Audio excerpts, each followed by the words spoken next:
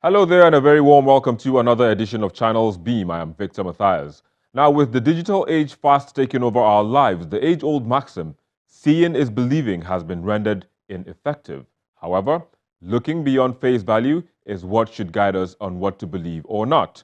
One phenomenon that has, since the massive adoption of the internet in this era, been widely spread is fake news. However, as the internet age continues to evolve, so does the things one needs to be worried about.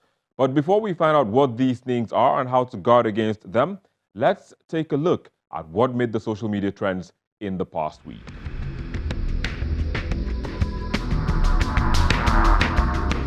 Protesters gathered at the premises of a New Generation church in Lagos and Abuja, demanding the prosecution and resignation of the head pastor after a series of rape allegations were leveled against him. The pastor has since denied the allegations and threatened to sue those involved.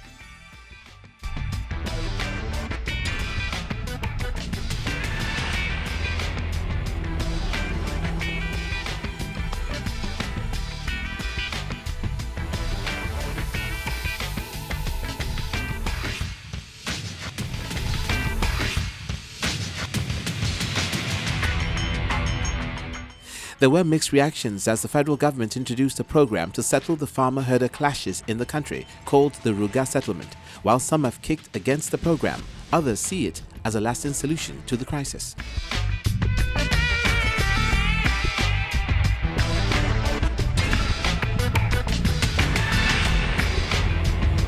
Well, there you go. Those were the trending topics on social media in the past week. And of course, there are so many others, but those were our picks right here on Channels Beam. But joining us to look at the topic of the day today, we have with us the growth lead at Printivo, Ekundaya Tibitokwe. Thanks for joining us on the program today. Thank you. Good morning. Of course. We also have joining us via Skype from Dallas in the United States, Olushola Amuson. He is an AI evangelist. Thank you for joining us on the program. Such a pleasure. Yeah, I mean, I had a bit of a glitch, trying to assimilate what your title really means. So, but I mean, you, of course, get the opportunity to explain that for us. But speaking of AI, kickstart this conversation for us. I mean, it's one word or one term, of course, which means artificial intelligence that has been going on and on and on. But what exactly are we looking at this point in time? I mean, great. Artificial intelligence is actually the ability of computers to learn human intelligence or to be able to mimic human intelligence. And it's no longer a buzzword because it's an arm of computing that is gaining a lot of relevance, particularly in today's world as advancement in technology continues to expand, not only in the Western world, but across the continent of Africa. And we're seeing a lot of applications in that regard. It will take an entire maybe session to sort of define this, but the basic concept is that we're trying to teach a machine to actually behave like a human or to mimic human intelligence. So the machine can speak, it can understand, it can identify images, pretty much trying to simulate how our brain works. I mean, so going by his definition, I mean, it's something that will or has come to stay. But like they say, everything that has an advantage has a disadvantage. Yeah, but for you, where do you see this going? Well, it's always this conversation when we talk about AI. It's about the good or the bad. And for me, I just always allow it that it's about how the use case of an AI system. Because one thing, you imagine about the AI to create smarter cities for transport, for movement. Yeah. It can do for health. Yeah. Imagine the time taken to synthesize a cure can be done faster using AI. But then, of course, it can be used for bad. So, like every new software tool that is created, it's on the hands of humans to actually know what to use it for. So, for me, I always I'm in between. I'm never going to say it's going to be turned to that because the application use case is more core. All right, let me bring back Olushola into the conversation. Olushola, I mean, I know there's so much good in technology generally, but now we have the issue of deepfake videos going around, and what you use to achieve that is the AI as well as machine learning. But I mean, let's even understand what these deepfake videos really are? I mean, give us an inkling as to what it is. Deepfakes was actually just coined in the year 2017 as a combination of deep learning and fake videos, right? So it's, I mentioned earlier that artificial intelligence is the ability of machines to actually act using human intelligence or mimic human intelligence. Artificial intelligence engineers and people working so hard in this field of research have been thinking about how to be able to not just recognize images. So either to computers were able to recognize images. So if you put a camera on a car, which is a self-driving car, it will be able to tell this person from that person. Or if you put a camera inside a store, it will be able to identify using certain computer vision principles to tell which person has just walked into the store, or how many people are in a crowd, or be able to spot a terrorist from the crowd, right? So computer researchers have been able to do what we call identifying through computer vision, but they've not been able to do generation of new images, which is basically the ability of giving AI, which is basically giving AI the ability to imagine. So the whole emergence of deepfakes actually started from the efforts of these researchers to get computers to generate images. So sometimes within the last 5 years, an AI researcher called Ian Goodfellow basically created a new methodology in artificial intelligence called generative adversarial networks, GAN. And these networks actually they build on existing principles of artificial intelligence called neural networks to help to generate new images. Now, to bring it in very layman terms, it is like you are trying to teach a computer how to create a painting. So if a computer sees me now and can recognize me, can the computer create another image of me? So we wanted to achieve this generation or this new ability by teaching the computers to imagine, so that a computer can But paint, a let me computer let me can just reproduce a yeah, signature, Shola, and so on and so forth. Shola, let me come in. I mean, so now that the computer has been taught to do that, I mean, manipulations are already ongoing. We saw the video of President Obama, done by the actor Jordan Peele, and just recently we saw multiple videos of actor Morgan Freeman, Kim Kardashian, and even Facebook CEO Mark Zuckerberg. I mean, so what does this portend? I mean, moving forward? Given in Yeah, mind, what given it in means is mind that the that 2020 elections, presidential elections in the United States is just around the corner.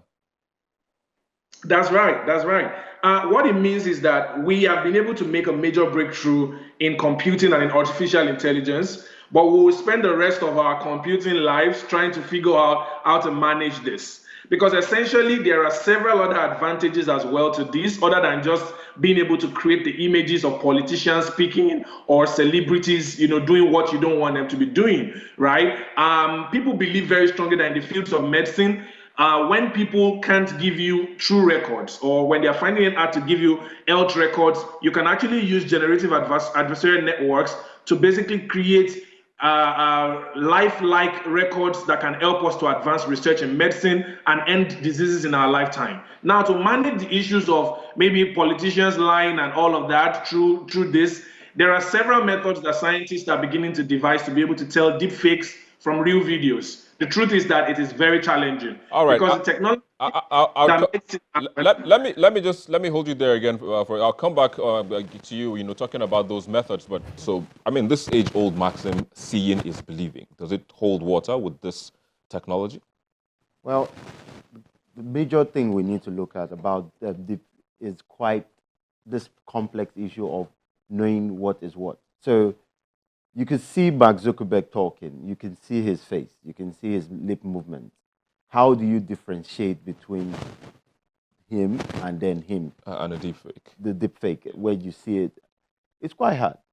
So I think basically, like I said, technology is great. And like I said, it can be used for good or bad.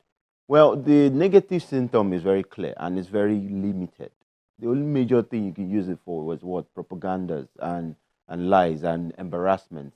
You can limit those things basically. But then the field of advancement in what this can hold true is age long. Imagine having to find out like the cause for an old person who wants to keep being recorded a moment of his life for his grandchildren, and then of course, what he had cancer or he has been badly disfigured. You know, recreating that is those powerful moments that I can see a lot of what they call it, the good happening. But you see, the major thing I would always advise right now is the people who will be most affected, who are, let's say, more prone to these issues, obviously have to be on top of their game. How they communicate to people, first and foremost, what thoughts they clearly convince on. And that's about ideology. So if you've known a particular politician who has a particular ideology, has pressed across the years. So it's even good you're bringing politicians into this. You know, I made mention of the fact that, you know, the presidential elections in the United States is coming up. Yeah, but we saw how fake news, you know, affected Nigeria's general elections as well this year. Of course, more elections will be coming. The governorship elections in some states coming up later this year. And of course, subsequent elections and general elections. Do you see this? Because Olushola talked about how this is also in Africa. AI, of course, and machine learning is in Africa as well. But do you see politicians, propagandists deploying deepfakes for future elections in Nigeria? Well, I'll put it this way. There's everything in terms of Nigerian politics. There's every realm of possibility to look at, right? Because first and foremost, both major parties had paid international lobbyists per se to run their campaigns over the years. The well-known names, which I will not bother to mention, but so it's quite possible if those people decide to be rehired and want to take a bit of stab in this, it's possible. Like I said, it starts from today. If you know you're coming out in 2023, I mean, every ideology you are living for 4 years cannot be replicated in a day. So if you imagine a video countering 4 years of your stance, then obviously you know it's a fake, because this is me. This is what I've been saying over the years. I've been consistent in this particular ideology. And then if I get to see an embarrassing video on TV with something quite contrary to what I said, then you obviously know it's a lie. Indeed. Well, but let me bring again back Olushola. Olushola, speaking of how to counter this, what I say, a monster, how do we do that? Well, the first thing to take note of is that the term "seeing is believing" is now changing to "believing is seeing." So first, people will already decide what they believe, and what they are looking to see is just want to corroborate. Is just going to corroborate or solidify the fact that they already believe that this is happening or this is not going to happen. Well, scientists have said that for now, if it's an amateur video, if it was made by someone who is not particularly an expert, or the tool for making it is not so good enough, you can tell by the fact that the consistency of the blinking of the eyes might not actually be in the right way. So there will be a number of color patches and light shades, which is only going to be discovered by someone who is actually looking to find out whether it is fake or not. For a random human, they will just be watching, and before they even imagine that it's a deepfake video, they would have already been swayed. So sensitization, ensuring there are more people in society who know that there is actually a concept of deepfake, so that for every single video you see, you question it before you take action. Okay, so that's number one. Also, the issue of digital forensics. Digital forensics is getting a lot more popular, and many more people are learning how to be able to tell by putting a number of digital markers in original videos that will tell them from fake videos. The main challenge with this is that even the generative adversarial networks that is used to build the deepfakes is learning so fast that there is every chance that every single digital marker we put can still be forged by the same adversarial network. So essentially, we have to keep moving ahead of things all the time. The one that amazes me or that interests me the most about the methods of combating deepfake is actually working from a very young age with our students and teachers and people who are in high school and primary school, to teach them the power of questioning thoughts, the power of debating, and the power of being able to see something and critically analyzing before they take action. Artificial intelligence evangelist, that's a new one again. Thank you, of course, for sharing your thoughts on the program with us, and keep your evangelism going until you get that message to where you want it to be. Thank you once again for sharing your thoughts with us right here on A Channels. pleasure. Of course. Well, that's what we know so far about AI, but we'll take a quick break and we'll be back with a different perspective. Please join us again.